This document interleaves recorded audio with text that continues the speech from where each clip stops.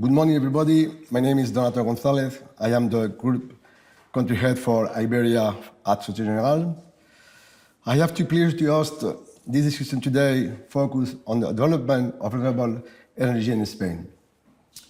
We all know the energy sector and the development of new technology are provoking deep transformations. In that context, we have several questions. How will renewable energy play an increasing role in the future as a source of power supply? Another question, how are companies and investors taking the challenge ahead country aim to reach ambitious decarbonization targets? To answer this, I am very happy to present this super panel today. Three good professionals that will be able to give us insight on this hot topic from the different perspectives. We have a big energy group represented by Naturgy, a main renewable player represented by Solaria, an international investor represented by Brookfield. Therefore, allows us to get three different and complementary views on the way they see renewable energy reshaping the market. I am pleased to introduce our panels. Francisco Reynés, Chairman and CEO of Naturgy, and a Spanish multinational energy group present in the electricity and gas businesses. Good morning, Paco. Thank you. Good morning. Arturo Díaz Tejero, CEO of Iberia, a lending company in the development and generation of solar photovoltaic energy, Southern Europe. I remind you, Arturo and his family have 40% of the company. Good morning, Arturo. Thank you. And Ignacio Pazares, Managing Director and Head of Investment for Brookfield, well-known investor and an active player in the rural sector in Spain through its investment and acquisition stake. Well, let's get into the discussion. We go to the points. It's clear the current environment is filled with uncertainties, and the spike of energy price is a concern we all have. I would like to address the first question to Francisco Reynés to get an understanding of the current context. Francisco, in your view, how can the current environment impact the energy market, and particularly in the gas supply in Europe and in the following months? Do you see these effects in Spain, considering the particularity of the country with the existence of the regasification plants and our connection to Algeria? Thank you, Donato, and good morning, everyone. It's a pleasure to join that panel, and thank you, Societe, for inviting me and forming part of it. I think that we need to address the two answers to your questions in two different directions. Number one is Europe, number two is Spain. And I want to differentiate both situations because Spain is a very specific conditions within Europe, although Europe is suffering the most of this energy crisis.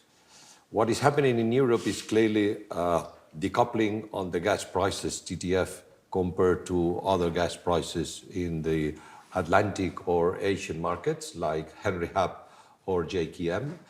And this TTF revamping has been mainly due to high speculation on gas supplies coming from Russia.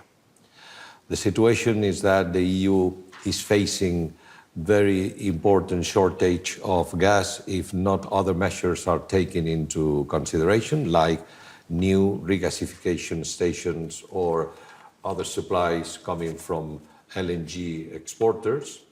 And this is provoking a very important high level of prices. Some of you may think that it is not the case in the last 2 or 3 weeks, but it had happened just because the winter has arrived a little late. The reality is that today storage on water is much higher than it was in the same month last years, and it has been provoking a very special low prices in Europe for the last three weeks. This is clearly going to be solved in certain manner during the next weeks, because as everybody has felt, winter is already here. Spain is a very special case. Spain has more regasification stations than other countries, has more kilometers of coast, and Spain has probably in the past overinvested in regasified infrastructures that today is provoking more flexibility. If you add to this flexibility the fact that we are connected through pipeline with Algeria, we are able to compensate arrivals by vessels with arrivals by tube. These two combinations are helping a more diversified scenario that is incorporating more flexibility, and therefore it is shown on lower level of gas prices, MIP gas, PVV, compared to other markets like TTF, PEG, or other reference countries. We can face with more, let's say, positive trends what may happen in Spain compared to Europe, but all Europe, we need to consider that we are not in the best conditions. Keep in mind that Russia has been providing almost 55 BCMs of gas last winter, which are not this winter ready for that. Considering that Nord Stream 1 has been shut down a couple of months ago, and this supply is not existing anymore for the next winter, and refilling the storages that will need to be refilled after winter. No? Therefore, I think that winter 23 is going to be tough. It's uncertain. Prices will not be low, and the security of supply is going to be key. This is why it's so important to maintain pipelines in good level of disposal like the Algerian one, and at the same time committing with more long-term agreements of LNG. Altogether, my view is that Spain within Europe is an isolated case, but Europe within the world is more difficult than the rest. Okay, thank you very much, Francisco, for this overview. Very interesting. In this context, and given the spike of price of gas, this is perhaps more necessary than ever to talk about the renewables energy. I would like to address this second question to Solaria. Arturo, what is your view of the Spanish renewable market sector in Spain? How do you see its future development? Thank you. I think that we are in a perfect situation for expanding and for increasing our renewable energy capacity. No? I think that Spain, from weather point of view, we have great conditions, of course, solar, wind, and I think that Spain, Italy, Portugal, probably we could be a solar hub of north of Europe. No? One of the key points that Spain should develop in the next months and years should be the interconnection between South Europe, North Europe, Spain with France, France with Germany. No? Because in our view, Spain could be, not only Spain, South of Europe could be a solar hub for the rest of Europe. No? Here we have extremely good weather conditions, as I have explained. We have good land conditions, not extremely cheap if you compare, for example, with France or with Germany. We have really good land conditions that are extremely necessary for the expansion of solar technology. No? And at the same time, I think that we have a way for executing. What does it mean? If you compare, for example, gigawatts installed of renewables in Spain with United Kingdom, talking about solar, with United Kingdom, with Germany, we are far away from them. It hasn't got sense. No? Why Spain, with better sun conditions, with better radiation, we have less megawatts, less gigawatts than United Kingdom or Germany? No? I think that we have to do a strong effort in order to improve our situation. We have conditions, good weather conditions, we have good land conditions, and of course, it's a great opportunity for Spain. No? I think that it's a great opportunity for expanding our renewable capacity and to sell electricity to the north of Europe. No? In our view, solar could be one of the solutions for the energetic crisis of Europe. No? It's one of the key points. No? That should be one of the key points of the strategy of European Union in the next years, no? To develop renewables massively, no? Because we need to be the owner of our own energy. At least an important percentage of our energy should come from European Union. And of course, solar, from cost point of view, is probably the king today. I remember 20 years ago when we started in the solar business, in order to give some numbers, 20 years ago, for constructing 1 megawatt of solar PV, we spent 8 million euros. Today, for constructing 1 megawatt of solar PV, we are spending less than 0.5 million euros. It's like today, from cost point of view, we are probably the most efficient technology. At the same time, we have flexibility. We are able to install and to develop megawatts in a really short period of time. It's like you could develop 100 megawatts of installation in less than 9 months. It's incredible. No? It's like, of course, perfect conditions, perfect combination. We have the opportunity. Spain has the opportunity. We need to attack. No? And globally, for Spanish economy, if we transform Spain in a global renewable leader. Today in wind, we have really good numbers. I think that wind players, they have done a really good job, no? And we have good numbers. But in solar, we need to improve. If we transform Spain in a global renewable leader, we will have a great opportunity for our economy. Thank you very much. Very interesting and very promising for the Spanish renewable company. Now I would like to ask Ignacio Pazares for his point of view. Ignacio, how is the Spanish renewable market compared to the other in Europe? How attractive is it from an investor point of view? How do you financial sponsor compete with a large energy group in the market? How do you differentiate yourself from them? Sorry for too much question in one. No, thank you, Donato, and pleasure to be here. Thanks for inviting me. Maybe I'll split the answers in two.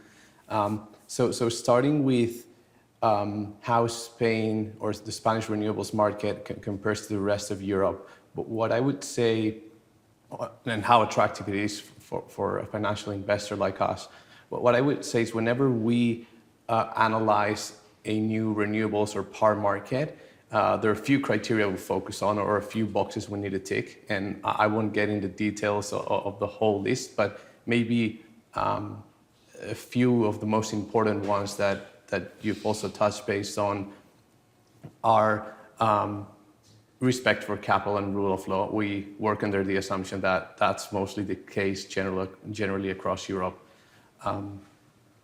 Renewables resource or LCOE, land availability, and government support. And while it's difficult to find countries in Europe that 100% tick all the boxes, and also despite of the result of some of the recent auctions, we believe Spain certainly does. And that's why we believe the growth prospects for renewables in this market are really strong.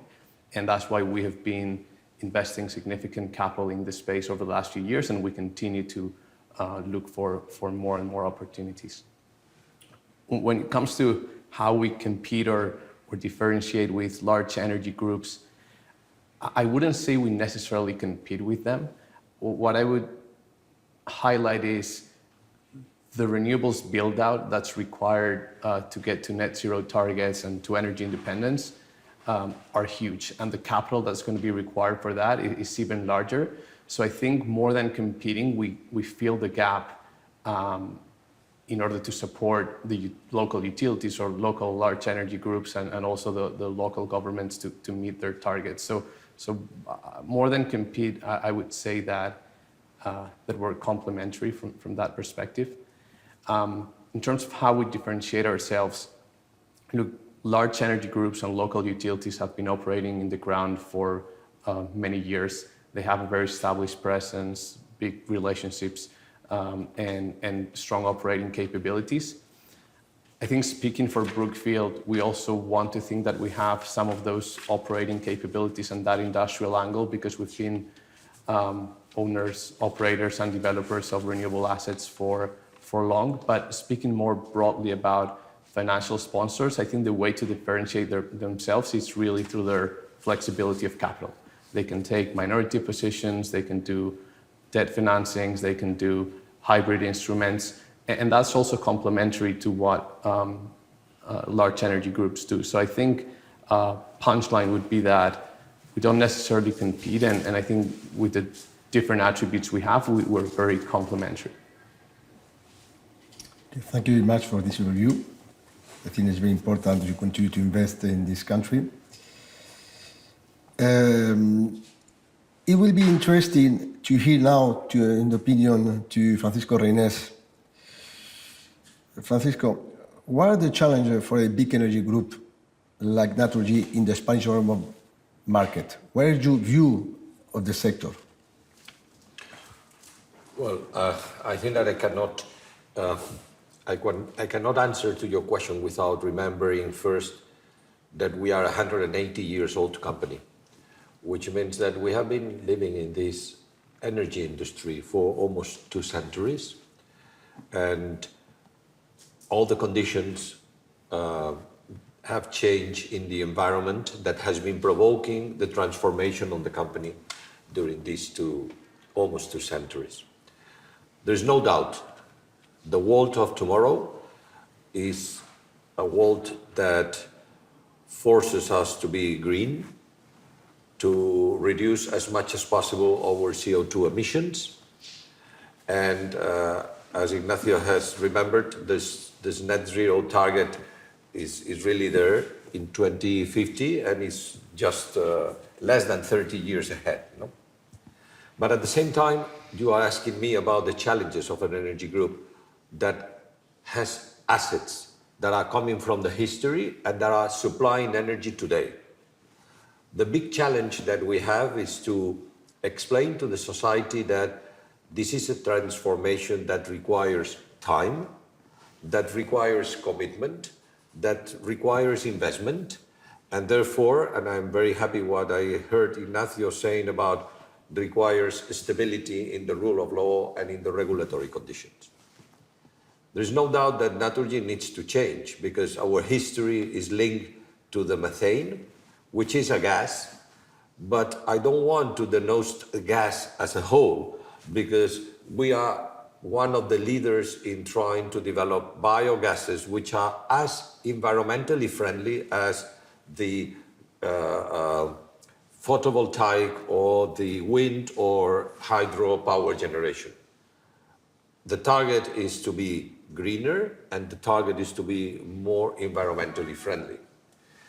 In this sense, the 3 ways that Naturgy is working is, number 1, increasing our power of renewables generation for electricity with wind, solar and water. As my friend of Solaria has said, it's clearly that Spain has great conditions to develop more. Other countries they have, and there is no doubt that the world will demand more and more this level of technologies to be put in place. Second direction is moving ahead from existing today brown gases to green gases. And these green gases are very important to be well developed. And I'm including within these grants hydrogen, for example, but not only hydrogen. And third axle is that we need to make more conscious our society that energy is a limited resource and the efficiency around energy is required. The combination of these 3 axles will bring our company, I'm pretty convinced, for more value for our shareholders, for more value for the society and the rest of the stakeholders, and also will incorporate a very high level of proudness of being forming part of this company. No? These three targets require certain time. That's what I like the world transition. I don't like that the transition is just referring to the point of arrival. I think that the most important thing is to define the route of this transition. And that's why our investors are committed and our shareholders are committed to incorporate a high level of investment during this process. Thank you very much. Very interesting. I have one question now for Arturo and Ignacio. No? There are lots of challenges and more in this context, current context. No? The question is, has the current environment with higher interest rates, inflation, high energy prices, and the lack of certain raw material altered your strategy in the renewable space? I think it's a very important moment, no? And it can change the strategy in the next time, no? I think, as I have explained in the previous question, no, that is the perfect moment for betting for these technologies. No? Global world, no, especially in Europe, but globally, we are living a strong energetic crisis. No? And one of the possible solutions should come from renewables, no? Wind and solar. No? Yes, it's true we have inflation. Yes, it's true we have high interest level. At the same time, today I think that renewables for all the governments, especially for European Union, are strategic. It's not an issue only of IRR levels. That is extremely important, of course. Huh? But it's not only an issue of IRR levels. It's a strategic issue for governments, especially for European Union. We have seen with the Ukrainian war that energy is a weapon, unfortunately. It's something is awful, but we are living that. Unfortunately, the energy could be a weapon that our enemies, if you want, could use. European Union, Europe, and all the countries should invest seriously, must invest seriously in energy, because energy is critical, of course. Energy is the root of our society. You need, for all the activities, you need energy, and you need cheap energy. If you have extremely high prices, of course, you are going to damage seriously your industry and all of your activities. No? And linked with this comment, renewables. No? Renewables again. No? Perfect moment for betting for renewables. No? So I think my answer is going to go along similar lines, but maybe I'll tell you what has changed and what hasn't changed in our strategy. I think what hasn't changed is discipline around capital allocation. And I think more broadly, the industry is quite disciplined from that perspective, which is a good thing. And what that really means is that whenever we decide to build a new project, we want to make sure that that project's profitable, that we're earning the right return for the risk or to compensate the risk we're taking.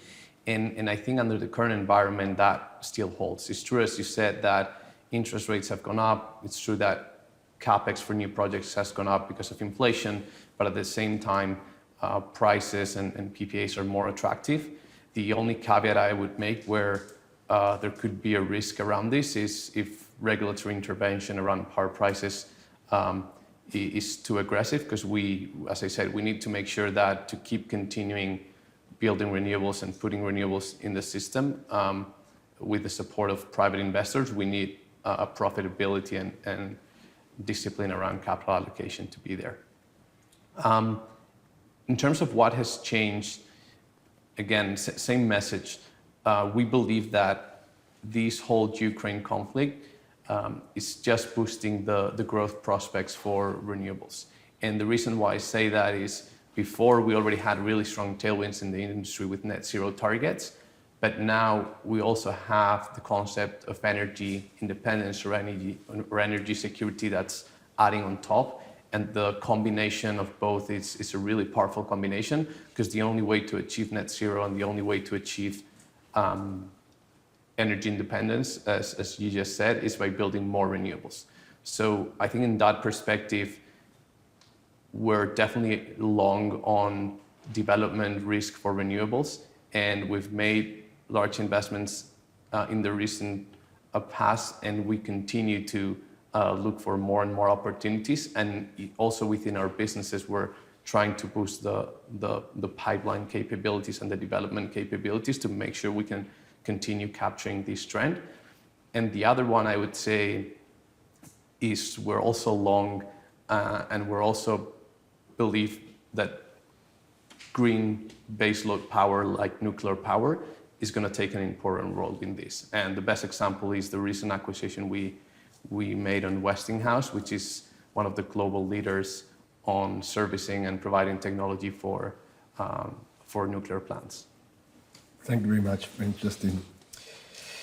I would now like to miss the opportunity to talk about the hydrogens. I would like to address the question for Naturgy. Francisco, most of the Spanish companies involved in renewables are also betting to develop hydrogen projects.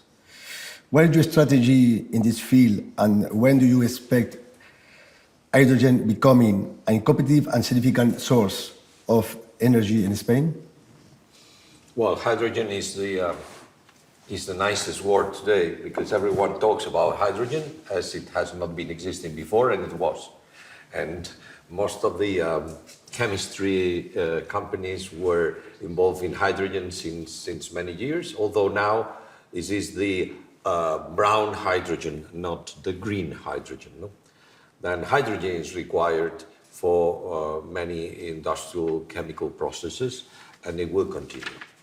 The point is whether the green hydrogen will become massively used in the different fields of the industry. The answer is yes, it will. The most important question, which is not as easy to be answered, is how long will it take? Because producing hydrogen with green resources requires amounts of electricity with green source origins. And the point is, when are we going to be able to decide, when I would not be forced to decide whether to use this electricity made of green resources for the electricity networks or for hydrogen production. Because at the end of the day, one of the most important targets we have as a world is to produce more and more electricity out of green sources like solar, wind, hydro. And at the same time, if we need to get green competitive hydrogen, we require sources of energy, of electricity that are really green and cheap. Then my bet is that it's going to take years. It's not now the point that we need to give up to go for that, because the reality is that we Naturgy are investing in La Robla, our former coal plant for electricity generation, the largest hydrogen production plant in Spain today. That means that we are betting for hydrogen, but we need to be realistic.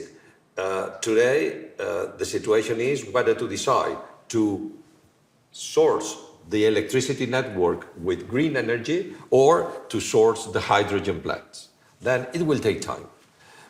Having said that, I want to just, if you allow me the 2 minutes I have for my answer, to incorporate another concept, which is biogases. Hydrogen is one biogas, but it's not the only one. We have other solutions in the short term that we can blend together with existing methane that will make existing gases more greener, and at the same time will be compatible with what the decarbonization objectives are. We are talking about biomethane, for example. Biomethane is an opportunity. Other countries within Europe, like Germany at the lead, are trying to blend more biogases with natural gas, like methane, in order to compensate part of the carbon footprint. This is also the target we have as a former gas company, today fully integrated company, in the sense that developing biogases will allow us to reduce progressively the carbon footprint in the way that we will not need to decide whether to use gases or electricity. We could use both at the same time. I just want to remember that the utilization of gases today, more or less, is focused on 50% on household, on our private consumption, 40% for electricity, gas turbines, for example, and 55% is fully dedicated to the industry. Moving out from gases into the industry with other sources of energy is not going to be cheap, neither quick. Therefore, it requires also some alternatives in the development of biogases to compensate what we have today with methane. Therefore, and summarizing my answer, Donato, is number one, hydrogen forms part of our strategy, but not only hydrogen. Number two, realism about timing is important. And number three, all these technologies will require amounts of energy coming from renewable resources. And if we don't need to decide to move one to other direction, we will need to adapt in a time schedule in the next coming years. It is not going to be immediate. Okay, thank you very much. I don't know, Ignacio, do you want to add something about that Paco say? No, I think that I'm agree with you. I think that hydrogen is nice. All people is talking about hydrogen, but at the end of the day, you need green electricity for generating hydrogen. Where you are going to locate? I'm completely agree with Paco. No, and I think same here. The only thing I would maybe add is that the other thing that will be important is to get the off-takers to acquire that hydrogen, start being more comfortable with long-term off-take contracts as well. Thank you for your insight. Very interesting. It's clear that the financial sector also has key role to play, no? In this situation. No? At Generale, we are very aware to multiple challenges ahead to reach carbon neutrality, and we are focused on helping our client generate positive impact. No? That is, I think, is key in this moment. No? We are solution provider, and as we are reinventing our businesses also, but because there is no due, and also the banks must to change some policy and some strategy. And clearly, our business to align with the changing need to our client. No? This is our objective. No? I have the last question. Is not too complicated. No? It's only we want to know what do you expect from the banks in this context, and what else can they do to support the growth in renewable energy? Well, first, we all expect to be cheap. Yes. And I think that is important because it's our piano. But speaking seriously. You have the same view, no, in this? No? Yes, we agree at this point. But moving ahead from the jokes, number one is, I think that probably all the banks, if not most of the banks, are talking about partnershiping with their clients. And I need to say clearly to the Societe Generale community that how we feel at Naturgy with the Societe Generale team and with all the people that work with us from Societe Generale side, we feel as being partners, which I think that is very important, because at the end of the day, you can share more than what you need. You can share your feelings, you can share your threats, you can share your vision, and finally you may get someone in front of you that is prepared to provoke and at the same time propose. I was saying that this is very, very important. Number two is honesty.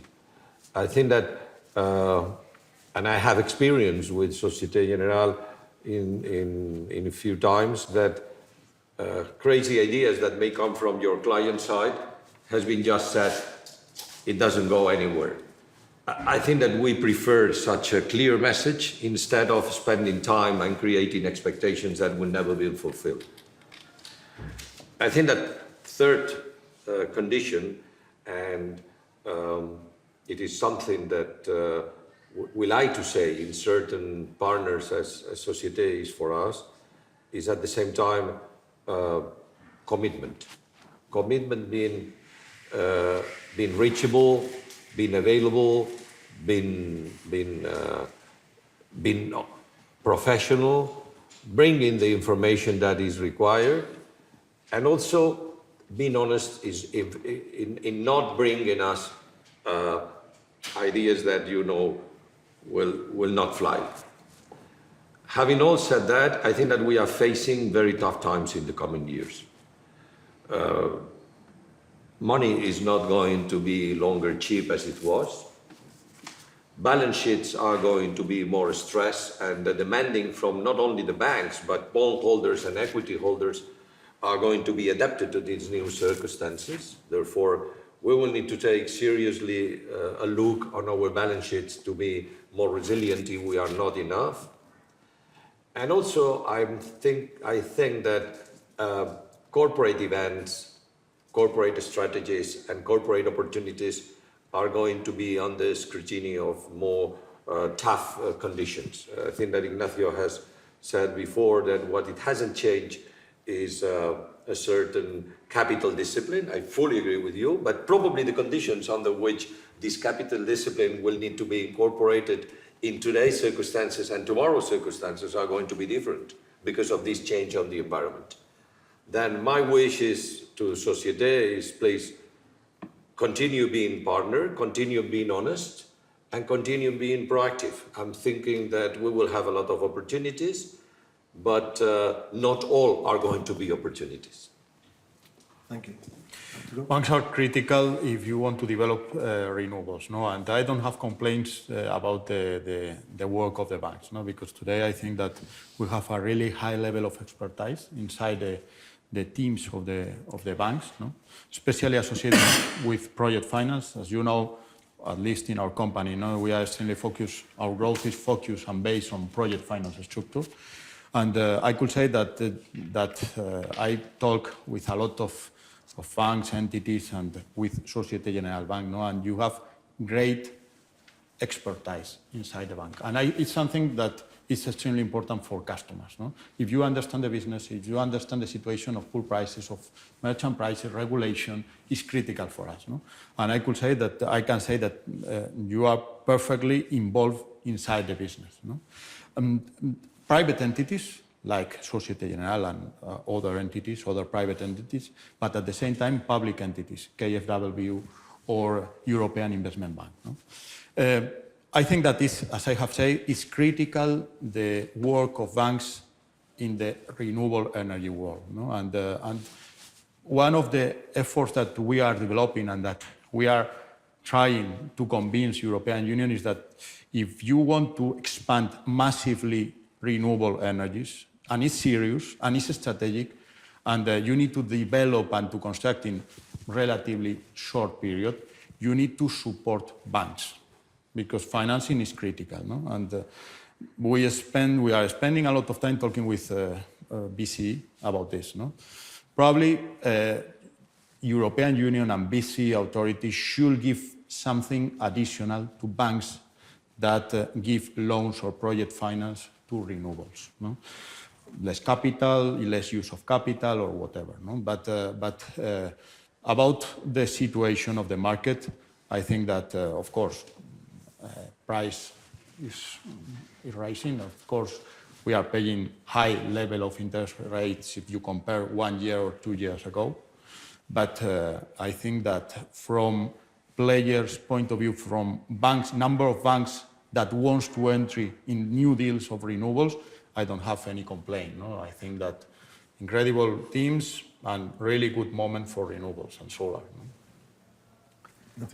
So I think most of it was covered, and Paco touched base on the relationship, and Arturo touched base on the regulatory side. Maybe just putting it on the decarbonization angle, what we expect from banks from that perspective. As you were saying, I think the role from banks in the decarbonization process is going to be critical, and that's really because of 3 things. Renewables is a highly capital-intensive business. If you put that together, if you combine it with the growth prospects of the sector and the fact that a big part of the total capex or investment in any single project is coming from banks, access to financing is going to be a huge driver for decarbonization.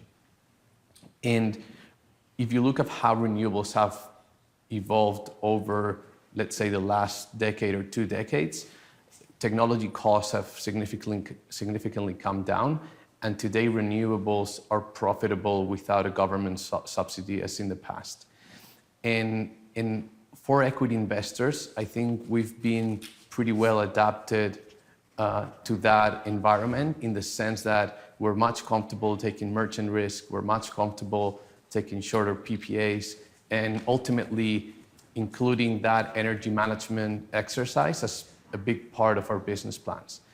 And I think although banks are making a big effort to get there, I would say they're a few steps behind. And if we want to really meet those decarbonization targets and those net zero targets, we're going to need banks to get all the way there and make sure they're comfortable by underwriting that type of risk, which has a little bit more merchant exposure, a little bit less visibility on long-term PPAs, and ultimately trusting that the sponsors have that expertise to manage the energy, and assume that's going to be a big part of the business plan. So that's what I would add. Thank you very much. Very interesting. No, I think after that we know much better the situation in Spain about energy and renewable situation. No, that we have talked about market intelligence at the moment. No, that's. But thank you all for your participation today and valuable insight about the development of renewable energy in Spain. As a bank, we'll make sure to accompany our clients in their energy transactions. Is our objective, is our strategy.